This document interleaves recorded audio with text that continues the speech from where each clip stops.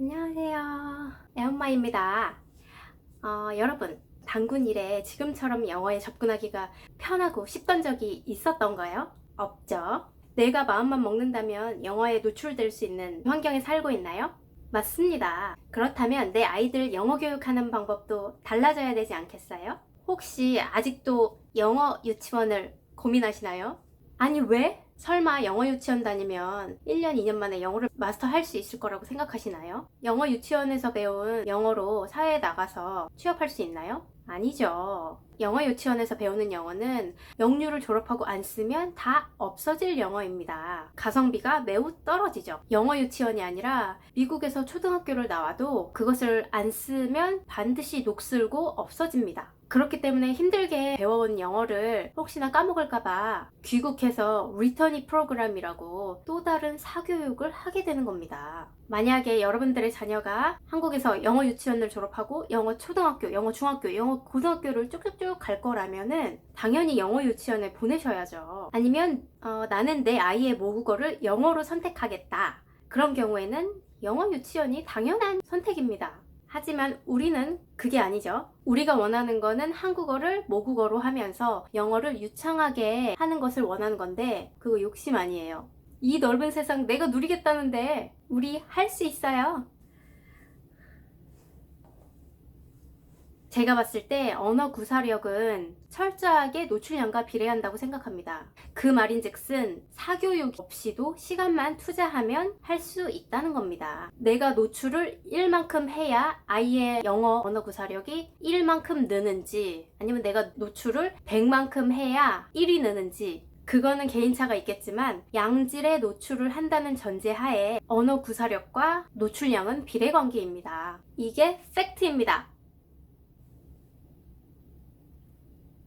자, 그러면 이제 영어 유치원에 대해서 조금의 미련도 없는 상태에서 제가 그것보다 100배, 1000배의 효과를 낼 수 있는 정말 어마무시한 컨셉을 여러분들께 공유합니다. 한국에서도 할 수 있고 그냥 앉은 자리에서도 할 수 있고 심지어 무료, 비용을 전혀 들이지 않고도 할 수 있어요. 원어민처럼 영어를 구사할 수 있는 영어 교육, 그게 뭐냐? 바로 이것입니다.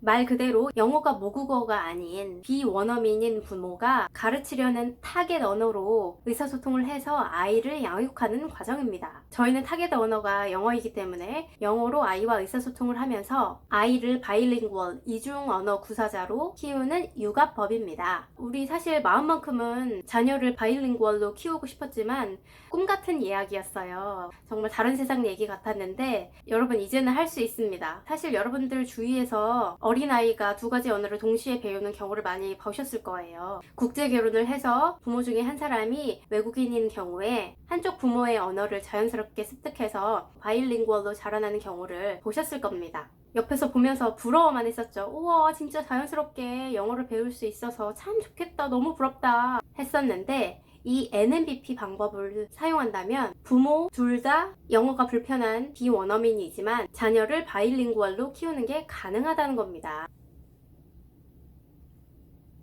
이 세 가지 단어에 중요한 컨셉이 다 들어있어요.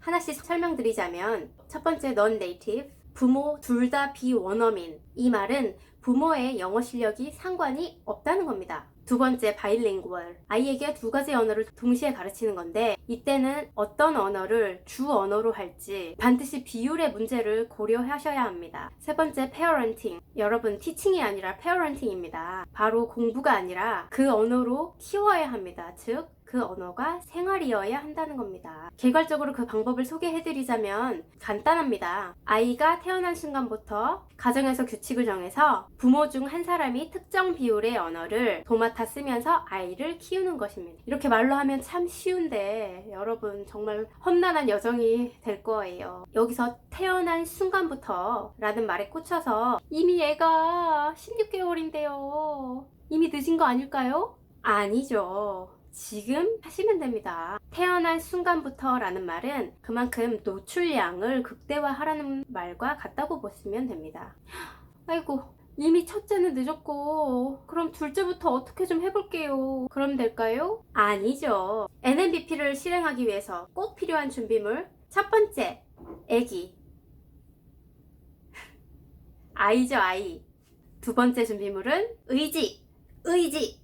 그것도 매우 매우 장기적인 의지가 필요해요.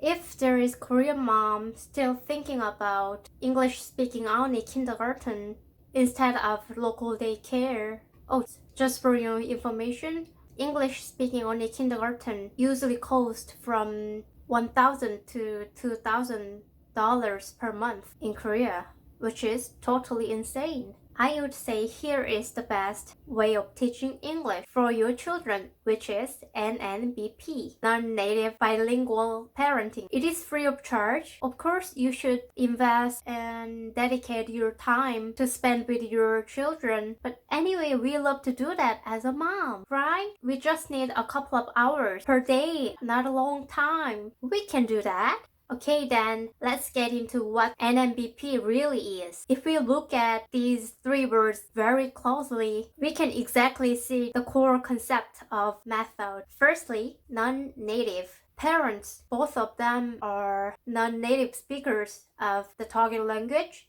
and it still works if they are committed to giving their children the gift of additional language. With strong determination and commitment, everybody can do this. Raising children in a foreign language is no small undertaking, but it's worth try. Second, bilingual. Parents teach their children two different languages at the same time. Before doing that, they set the ratio of those two languages and they adjust the proportion as it goes. Last but not least, maybe the most important part, parenting. Parents never teach firstly or let them study foreign language. They just communicate and interact. They raise children by using the target foreign language. Okay, let's keep this in mind and hope you join this amazing journey with me. And if you're interested in this method and NMBP, please check out following videos.